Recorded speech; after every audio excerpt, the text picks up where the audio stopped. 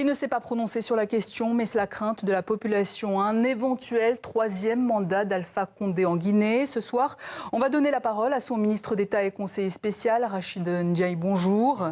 Vous étiez venu sur ce même plateau en avril dernier. Les velléités de modification de la Constitution étaient déjà là. Aujourd'hui, l'ambiguïté est toujours présente. Modification de la Constitution ou pas, troisième mandat ou pas. Entre-temps, il y a eu des manifestations, il y a eu des morts également en Guinée. Est-ce que ce n'est pas le moment d'avoir un discours de clarté à la tête de l'État? Est-ce que oui ou non, Alpha Condé veut briguer un troisième mandat, Monsieur le ministre? Non, je crois que c'est d'abord le narratif qui ne correspond pas. En réalité, aujourd'hui, les gens ne manifestent pas à propos du troisième mandat.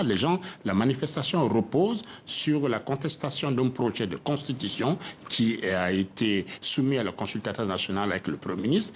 Une consultation au cours de laquelle l'ensemble des partis politiques de force vive, à l'exception d'un ou deux partis, se sont exprimés. Je crois que le président lui-même, comme vous avez pu le constater, n'a jamais parlé de troisième mandat au moment où nous parlons. Ce qui se passe aujourd'hui, nous constatons tout simplement qu'il y a une espèce de disproportion totale entre les motifs des revendications et les actes qui sont posés sur place. Au moment où nous parlons, vous vous rendez compte que parce qu'un certain nombre de citoyens s'opposent à un projet de nouvelle constitution sans cette discussion, il y a des leaders politiques. Mais l'ambiguïté est là, Monsieur le ministre, ça vous ne pouvez pas le... Pourquoi ne pas faire taire les rumeurs, tout simplement, à ce moment-là, de la part d'Alpha Condé? Pourquoi ne s'exprime-t-il pas clairement? Non, le président s'est exprimé. Il a dit très simplement que pour l'instant, il a du travail à faire. Je vous fais remarquer que l'Assemblée nationale, le mandat de l'Assemblée nationale est arrivé à expiration depuis 1 an. Les députés qui protestent aujourd'hui, leur mandat est arrivé à expiration.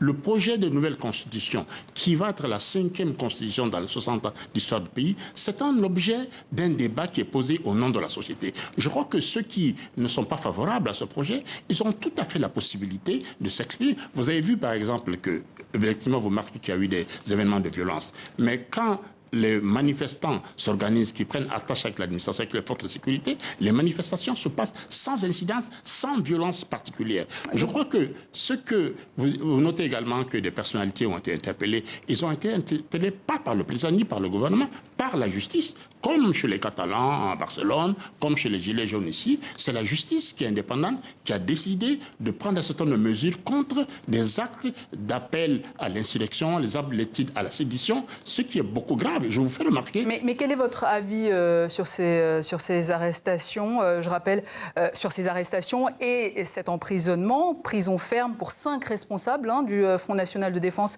de la Constitution pour, dit le tribunal, provocation directe, un attroupement non armé par des écrits et des déclarations. Qu'est-ce que ça veut dire, qu'on n'a pas le droit de s'exprimer en Guinée aujourd'hui? Non, mais on a le droit de s'exprimer, mais on n'a pas le droit d'appeler à la violence, on n'a pas le droit d'appeler au meurtre, comme vient de le faire le conseiller politique, le principal leader de l'opposition, le chef de l'opposition, dont le conseiller politique déclare à Paris qu'il faut tuer le président. Vous imaginez? Ça, ce sont des propos qui tombent sur le coup de la loi. Maintenant, si on retient le principe de la séparation du pouvoir, naturellement, le président ne peut pas intervenir dans des affaires qui relèvent de la justice. La justice a prononcé une condamnation pour des actes qu'il considère comme répréhensibles. Maintenant, la sortie de cette crise, on peut estimer qu'à un moment donné, tout ce qui revient au président, c'est à un moment donné, s'il veut utiliser son droit de grâce, mais il ne peut pas se substituer à la justice. Par rapport à la modification de la Constitution, pour vous, il n'y a pas ambiguïté sur un éventuel troisième mandat d'Alpha Condé? Enfin, les gens veulent... Et vous ne l'entretenez pas? Non, mais les gens veulent lire un livre qui n'est pas encore ouvert. Aujourd'hui, le fond de l'affaire, c'est la modernisation des institutions. Et je vous fais remarquer... Donc, modification de la Constitution, quels sont les points à modifier par rapport à la Constitution de 2010? C'est une nouvelle... Je vous fais remarquer, la Constitution de 2010 a été adoptée durant une période de transition, qu'elle a été adoptée par un Parlement de transition qui n'était pas composé de membres élus, qu'elle n'a pas jamais été soumise à la volonté populaire, elle n'a pas fait l'objet de référendum. Vous vous rendez compte? C'est quand même important que les citoyens soient dirigés par des lois fondamentales qui n'ont pas voté eux-mêmes. Donc, qu'y a-t-il à modifier aujourd'hui? Ce qui a modifié, c'est qu'il faut moderniser les... Il ne s'agit pas de modification, encore une fois. Il s'agit d'une nouvelle constitution qui prend en compte tous les éléments de modernisation sous-jacente d'une nouvelle constitution, gommer les aspérités de l'ancienne constitution, donner davantage de place aux femmes, donner davantage de place à la société civile. Et encore une fois, tout cela se fait l'objet d'un débat. Le débat n'est pas clos. Le plus important, c'est que chacun participe, chacun donne son point de vue. Mais comme vous vous rendez compte aujourd'hui, l'extrapolation qui en est faite aujourd'hui, vous avez suivi comment les images prises à gauche, à droite ont été montées sur les réseaux sociaux. Oui, il y a deux, trois images qui ont été truquées peut-être, oui, mais vous ne pouvez pas nier l'ampleur de ces manifestations. Non, mais elles sont là et les morts aussi sont là. Oui, mais le problème, c'est qu'on ne peut pas subsidier des images fausses à des images réelles. Ça, ce n'est pas possible. Les vraies images existent, mais ce n'est pas les images qui ont été, encore une fois, je ne parle pas... Il y a aussi ces vraies images qui ont été diffusées. Il y a des images qui ont été diffusées, qui sont l'illustration de la situation de tension qu'il y avait dans le pays, parce que tout simplement, les organisateurs de la manifestation n'ont pas jugé utile de prendre les mesures que la loi prévoit, c'est-à-dire que prendre l'autorisation avec les autorités administratives pour se mettre d'accord sur le temps, sur l'itinéraire. Vous avez bien vu que la deuxième manifestation, qui était précédée par celle des manifestations des femmes, il n'y a pas eu de violence. Par rapport aux différents points que vous voulez changer, modifier, peu importe quels sont vos mots, ça fait quand même 9 ans que Alpha Condé est au pouvoir. Pourquoi ne l'avoir pas fait avant ? Pourquoi attendre quelques mois avant la prochaine présidentielle 2020 pour agir ? Parce que les gens sont là d'imaginer dans quel état il a trouvé le pays en 2010. Il a fallu d'abord rétablir les grands équilibres économiques pendant 2-3 ans. Vous n'imaginez pas ce qu'il y avait comme taux de déficit budgétaire, taux d'inflation. Vous n'êtes pas aussi sans savoir que le pays a connu 3 années marquées par la lutte contre l'épidémie à virus Ebola. Mais 9 ans quand même, ce n'est pas rien. Mais vous savez, il n'y a pas de date précise à partir de laquelle on décide de moderniser une constitution. Il y avait des impératifs au préalable qui ont été pris en compte, qui ont été... vous savez, quand le président arrive au pouvoir, la Banque centrale n'a presque même pas assez de devises pour couvrir les importations du pays. L'inflation est passée de 21 à 9%. Le taux de croissance que nous avons aujourd'hui dans le pays, c'est un des taux de croissance les plus importants de la région. Maintenant, encore une fois, le président estime simplement que c'est un débat qui concerne toute la nation.